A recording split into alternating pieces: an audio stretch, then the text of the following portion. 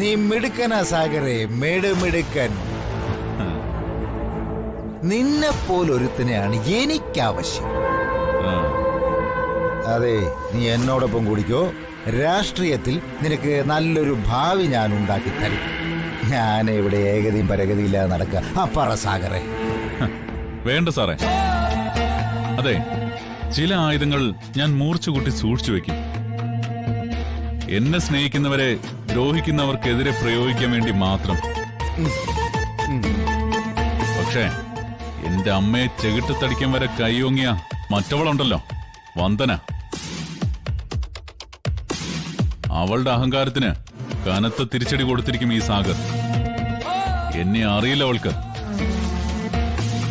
അതെ, ഈ കളി ഞാൻ ഇടപെട്ടതായിട്ട് ഒരിക്കലും മാധവന്റെ വീട്ടുകാർ അറിയരുത്. അറിയാലോ, എന്റെ മോൾ ഹരിത അവിടുത്തെ മരുമകളാ. അറിയാം സാറേ.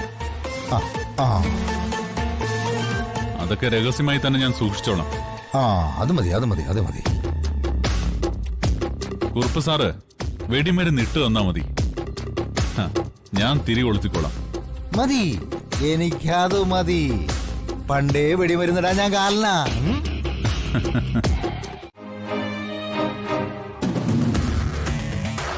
പക്ഷേ നിന്നെയും കാത്ത് കുറ്റിയടിച്ചിരിക്കാൻ തുടങ്ങിയ സമയം കുറയായി.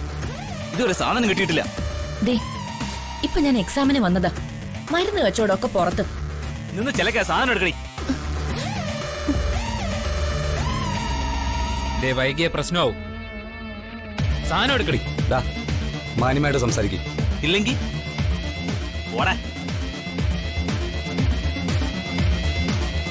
വെറുതെ ഇടക്കേറി ഹീറോ കളിക്കാൻ നോക്കല്ലേ, പള്ളയിൽ ഓട്ട വീഴും. പ്രോഡക്റ്റ് താടി. നീ പോടാ. നിനക്കത്ര ദണ്ണാണെങ്കിൽ നീ താട സാധനം. വെറുതെ ഒന്നല്ല, തുട്ടെണ്ണി കൊടുത്തിട്ടാ. മച്ചു, എന്താണ് പ്രശ്നം? യവന്മാർക്ക് വീണ്ടും കലിപ്പളയോ? വൈ വെക്കണോ? പ്രോഡക്റ്റ് വേണോന്ന്? എന്റെ കയ്യിൽ നല്ല സ്വയംഭം പ്രോഡക്റ്റ് ഇരിപ്പുണ്ട്. 2 എണ്ണം എടുക്കട്ടെ? വേണോടോ തണ്ടി? അളിയ, നമ്മൾ തമ്മിൽ പ്രശ്നമൊന്നും ഇല്ലല്ലോ. പ്രശ്നം വർഷയായിട്ടല്ലേ. ഞങ്ങൾ ഇനിയും വരും. ഒപ്പം സാധനം കിട്ടിയിരിക്കണം. ഇല്ലെങ്കിൽ നീ ചില കാര്യങ്ങളൊക്കെ അറിയും. അകലേ വാടാ. എന്താടി നീ ആ വഷളന്മാരോട്ട് എന്താ പ്രശ്നം? അതാ എനിക്ക് മനസ്സിലാവാത്തെ.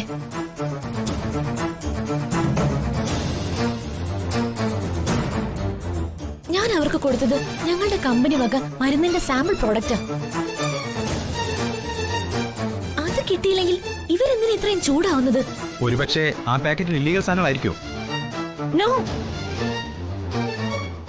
അതെ, നെക്ലസ് പ്യുവർ ഡയമണ്ടാ. 2,25,000 രൂപയാണ് പ്രൈസ്. എന്റെ പ്രണയിനിക്ക് ആത്മാർത്ഥ സേവനത്തിനുള്ള സമ്മാനം. ഇതൊരു അംഗീകാരമായും കൂട്ടാം. അത് പറഞ്ഞപ്പോഴാ ഓർത്തെ, ഇന്ന് കുറെ ഡെലിവറി പെൻഡിങ് ഉണ്ട്. ബ്രേക്ക്ഫാസ്റ്റ് ഉണ്ടാക്കിയിട്ട് ഞാൻ ഇറങ്ങാൻ തുടങ്ങുമായിരുന്നു. ഞാൻ പറയാതെ തന്നെ ജോലികളുടെ വ്യാപ്തി കൃത്യമായി അറിയുന്നതിൽ എനിക്ക് വളരെ സന്തോഷമുണ്ട്. പക്ഷേ നീയാണ് എന്റെ സൗഭാഗ്യം, എന്റെ ഭാഗ്യ നക്ഷത്രം.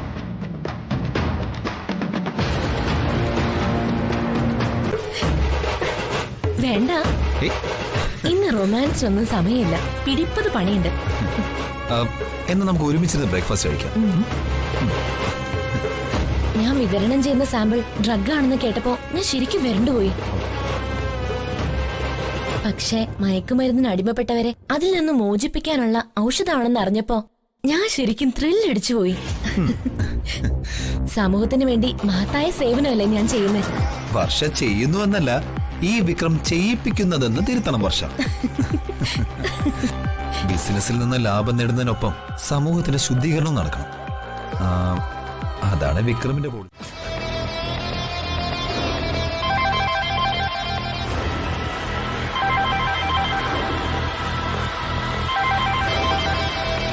സെക്രട്ടറി ആണല്ലോ. Hello hello sir. ഞാൻ ഡ്രൈവിംഗിലാണ്. വല്ല എമർജൻസി മാറ്റർ ആണെങ്കിൽ മാത്രം പറഞ്ഞാൽ മതി.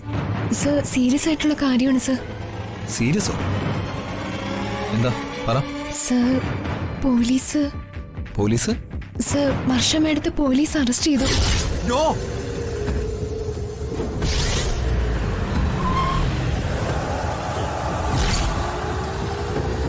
സിറ്റിയിൽ വെച്ച് പാക്കറ്റ് അവര് പിടിച്ചെടുത്തു. സിറ്റി പോലീസാണോ അതോ എക്സൈസോ? അത് കൃത്യമായിട്ട് അറിയില്ല സർ.